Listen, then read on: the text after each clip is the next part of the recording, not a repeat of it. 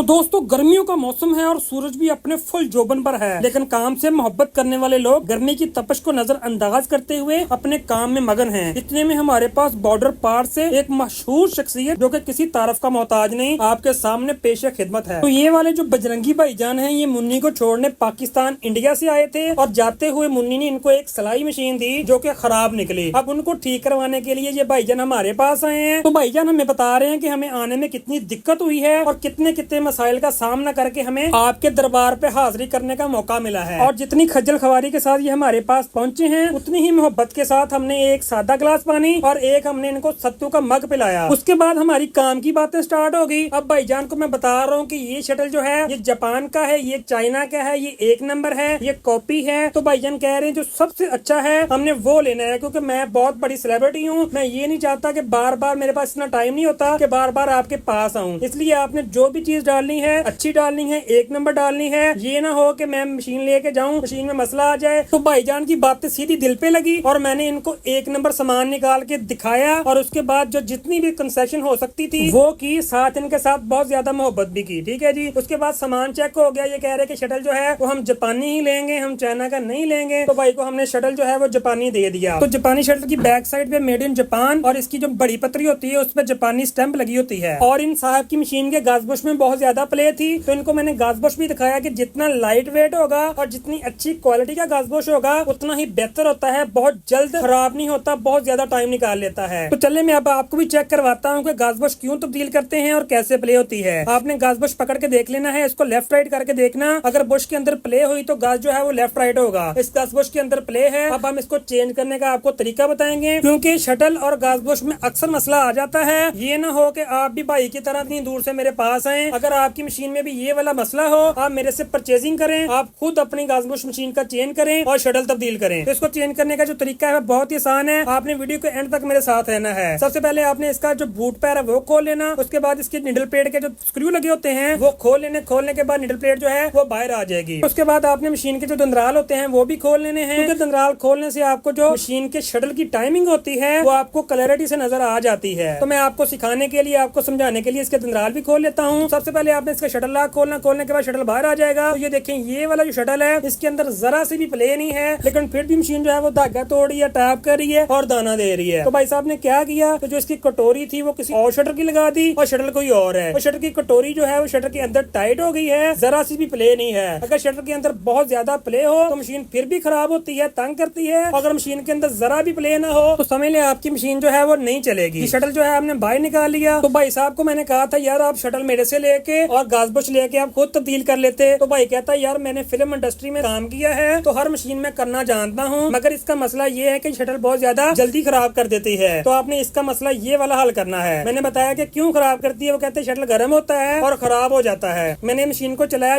के चेक किया तो मशीन की जो शटल वाली शाफ्ट है उसमें से ऑयल नहीं आ रहा था। अब हम इसको खोल के चेक करते हैं कि इसमें ऑयल क्यों नहीं आ रहा। इसको चेक करने के लिए एक शाफ्ट के अंदर एक बुश होता है, उसके स्क्रू आपने लूज करने के बाद जो गेयर लगा होता है शाफ्ट के अंदर, वो गेयर आपने दोनों स्क्रू लूज करने से खोल लेना है। खोलने के बाद शाफ्ट जो है वो फ्री हो जाएगी और शाफ्ट जो है वो शटल की तरफ से बाहर आ जाएगी। मैं आपको बाहर निकाल के दिखाता हूँ, क्योंकि ये मशीन की जो शाफ्ट है ये फर्स्ट टाइम खुलने लगी है तो हल्की ये स्टक हुई है। हम हल्की सी चोट लगाएंगे हाथ के साथ, शाफ्ट फ्री होके इजीली बाहर आ जाएगी, जैसा कि ये आ गई है। तो ये आप देख सकते हैं शाफ्ट के अंदर एक छोटा सा सुराख होता है जो कि बुश के नीचे है। मैं आपको चेक करवाता हूँ। उस सुराख के अंदर बहुत ज्यादा डस्ट और कचरा फंसा हुआ है, जिस वजह से शटल का जो ऑयल है वो नहीं आ रहा। तो ये जो छोटा सा सुराख है इसमें से जितना भी कचरा फंसा हुआ है वो सारा हम बाहर निकालेंगे। उसको बाहर निकालने के लिए हमें एक टूटा हुआ टेंशन स्प्रिंग चाहिए होगा। उसको हम एक छोटी सी तार बनाएंगे। तार बना के हम शाफ्ट के अंदर से ये वाला कचरा जो है वो हम घुमा के तार को निकाल लेंगे। जैसा कि आपने ये देखा, एक कुंडी सी बना लेनी है। आपने कुंडी बना के जितना भी इसके अंदर डस्ट कचरा वगैरह है ये आपने सारा बाहर निकाल लेना। जब इस शाफ्ट को आप बाहर निकालेंगे फिर आपने फूंक मार के चेक करना है कि उस सुराख में से हवा आनी चाहिए। अगर हवा आ गई तो समझ ले सुराख जो है वो इसका ओपन हो गया है। उसके बाद आपने इसको मजीद चेक करने के लिए इसके अंदर जो ऑयल डालना है, ऑयल सुराख के जरिए बाहर आना चाहिए। अगर सुराख से ऑयल बाहर आना शुरू हो गया तो इसका मतलब है शाफ्ट जो है वो बिल्कुल क्लियर हो गई है, साफ हो गई है। तो शाफ्ट को साफ करने के बाद जो अगला काम है वो शाफ्ट की आपने एडजस्टमेंट कैसे करनी है, जो कि ऑयल के साथ शटर की होती है। ये सुराख के जरिए शाफ्ट से ऑयल बाहर आता है। और भाई साहब ने क्या किया है कि शाफ्ट की अगली साइड पे एक छोटा पित्तल का नट लगा होता है जो कि ऑयल को कंट्रोल करता है, वो भी नहीं है वो भी गवा दिया। तो वो हम अब नया लगाते हैं। नया लगाने के लिए उसके अंदर छोटी सी एक रबड़ होती है, वो हमारे पास अवेलेबल नहीं है। अगर आपके पास ही अवेलेबल नहीं है तो आप भी एक सिगरेट का छोटा सा जो नमदा होता है ऊपर वाली साइड पे, इसे फिल्टर बोलते हैं, वो फिल्टर को आपने कट करके उस साइज का बना देना है कि जो पित्तल का जो नट होता है उसके अगली साइड पे पूरा आ सके। जो पित्तल का ये वाला जो स्क्रू है उसके अंदर आपने पूरा अच्छे तरीके से फिल्टर काट के बिठा लेना है ताकि ऑयल फिल्टर होके आगे शटल को आए। इसलिए आपने इसकी सेटिंग इस तरीके से कर लेनी है जैसे कि मैंने आपको करके दिखाई है। अब आपने मशीन चला के चेक करनी है कि मशीन के जो बुश है उसके जरिए ऑयल बाहर आ रहा है, तो बिल्कुल ऑयल आ रहा है। इसका मकसद है कि बुश में से ऑयल आ रहा है मगर शाफ्ट बंद है। अब करते हैं शाफ्ट की फिटिंग। तो शाफ्ट आपने जैसे ही खोली थी वैसे ही आपने इसकी फिटिंग करनी है। पहले आपने बुश में से गुजार लेनी, उसके बाद ये कॉलर जो है ये कॉलर आपने लगानी। कॉलर लगाने के बाद जो कॉलर का फर्स्ट वाला स्क्रू होता है वो कट के सामने आपने टाइट कर देना है, और जिस तरफ को मशीन का राउंड हो गियर का उस तरफ का पहला स्क्रू जो होता है वो आपने कट पे रख के फिर इसको टाइट करना है, जैसा कि मैंने आपके सामने इसको टाइट किया है। टाइट करने के बाद आपने गियर के स्क्रू जो हैं वो अच्छे तरीके से टाइट कर लेने हैं ताकि इसके अंदर जरा सी प्ले भी ना हो और ये स्क्रू लूज ना रहे। अगर ये स्क्रू लूज हो तो शाफ्ट जो है वो फ्री हो जाती है,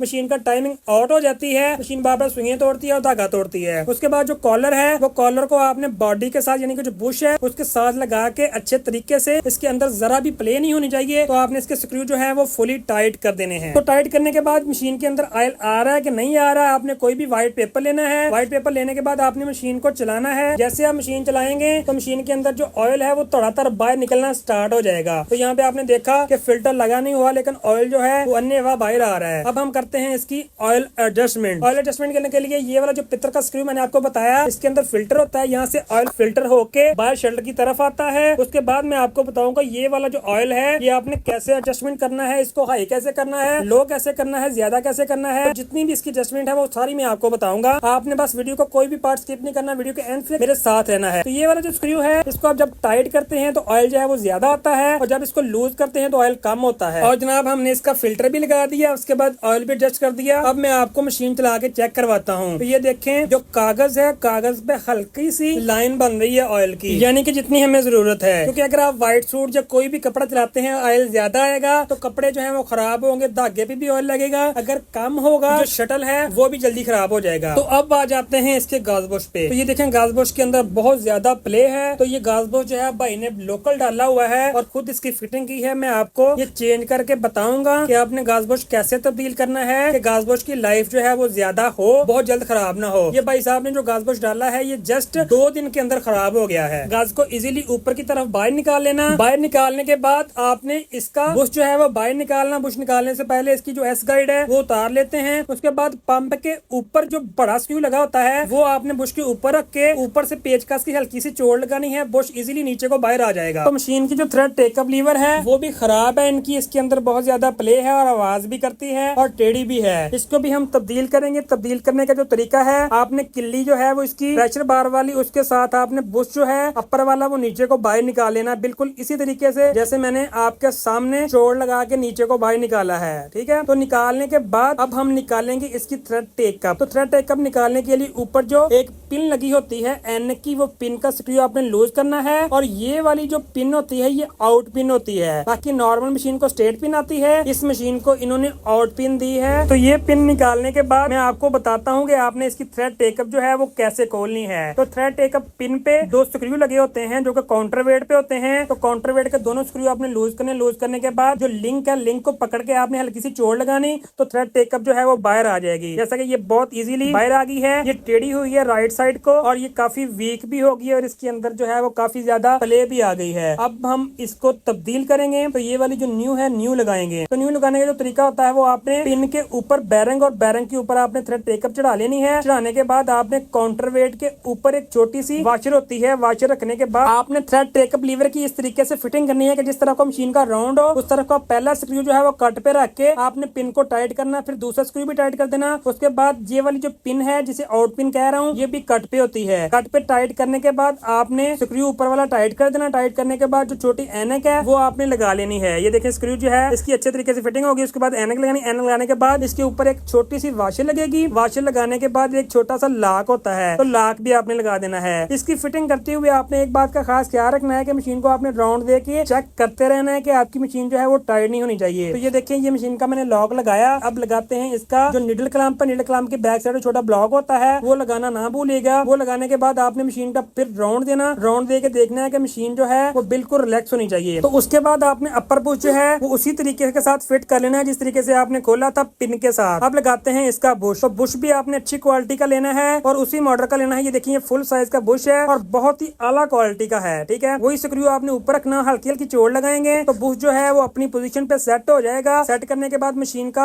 आपने गज फिट करना है। तो गज को आपने हल्का सा ऑयल लगाना, ऑयल लगाने के बाद ऊपर से गज को जब आप नीचे से दोनों बुश के अंदर डालेंगे तो आपने इसकी फिटिंग का तरीका इस हिसाब से करना है कि गज जो है वो इतना ज्यादा रिलैक्स होना चाहिए कि वो जरा भी टाइट ना हो। जितना ज्यादा गज रिलैक्स होगा उतनी ज्यादा आपकी मशीन की जो बुश है उसकी फिटिंग अच्छी हुई है। तो ये आप देख सकते हैं बुश की फिटिंग जबरदस्त किस्म की होगी है। तो बुश लगाने के बाद आपने ये वाली जो थ्रेड गाइड होती है ये लाजमी लगानी होती है, इससे धागा जो है वो ब्रेक नहीं होता, धागा उछलता भी नहीं है। तो लगाने के बाद हम आप करते हैं शटल की फिटिंग। शटल के बैक साइड पे एक सील होती है, जो सील जो है वो आपने तोड़ लेनी है ताकि इसकी ऑयल की जो लुब्रिकेशन है वो प्रॉपर होती रहे। जापानी शटल है, बेहतरीन किस्म का है। तो जितना बेहतरीन ये शटल है आपने इसकी फिटिंग भी वैसे ही करनी है। अगर तो आप इसकी फिटिंग अच्छे तरीके से नहीं करते तो समझ ले आपके इतने पैसे जाया हो जाते हैं। इसलिए मैं आपको फिटिंग समझाता हूँ, आपने उसी तरीके से करनी है। शटल को हल्का सा ऑयल लगा लें, चेक कर लें शटल फ्री है, ठीक है। उसके बाद आप शाफ्ट पे लगाएं, लगाने के बाद जो इसका शटल टेक है वो आपने फिट करना है। उसकी फिटिंग की जो सेटिंग होती है वो भी आपने इसकी बिल्कुल कटोरी का जो सुराख होता है नील के सेंटराइज करके फिर ही टाइट करना है। तो गज की टाइमिंग भी आपने इस तरीके से करनी है कि हाफ सुराख नजर आना चाहिए। तो शटर की टाइमिंग भी आपने बेहतरीन तरीके से करनी है। अगर आपको गज बुश की सेटिंग और टाइमिंग नहीं आती तो आपने मेरे चैनल में जाकर विजिट करना है। गज बुश की सेटिंग, इसके शटल की सेटिंग, दंदराल की सेटिंग और हर किस्म की सेटिंग जो है वो अवेलेबल है। आप वहाँ पे जाके सेटिंग कर सकते हैं। तो इस मशीन की जो प्रॉपर सेटिंग थी वो सारी हमने कर दी है। गज की सेटिंग भी की है, दंदराल की सेटिंग भी की है और उसके बाद जो इसके शटर की टाइमिंग थी वो भी परफेक्ट की है। उसके बाद इसकी दंदरालों का सेंटराइज किया है ताकि मशीन जो है वो बिल्कुल साइलेंट हो जाए, मशीन में जरा सी भी आवाज ना आए। तो ये मशीन चला के चेक की है, यकीन करें कि बिल्कुल ऐसे हो गई है जैसे ये कॉटन बैग होती है, जरा भी आवाज नहीं मशीन की आ रही। हमने साइलेंट पे जो की हुई है इसलिए। तो मशीन की मुकम्मल मेंटेनेंस करने के बाद अब चला के चेक करते हैं कि मशीन जो पहले धागा तोड़ रही थी, टाप कर रही थी, दाना दे रही थी, वो सारे मसले जो हैं वो सॉर्ट आउट हुए हैं कि नहीं। तो ये देखिए मशीन चलाई है, मशीन का जो तोड़ा है जिसे हम खचाई बोलते हैं वो बेहतरीन किस्म की है। मशीन का टांका जो है वो भी आला ही किस्म का है। उम्मीद करता हूँ कि आपको बहुत वीडियो पसंद आई होगी। अगर पसंद आई है तो लाइक कर दें और ऐसे ही वीडियोस देखने के लिए हमारा चैनल सब्सक्राइब कर दें और बेल आइकन के बटन को प्रेस कर दें ताकि आपको आने वाली वीडियोस आसानी से मिल सके। अल्लाह हाफिज।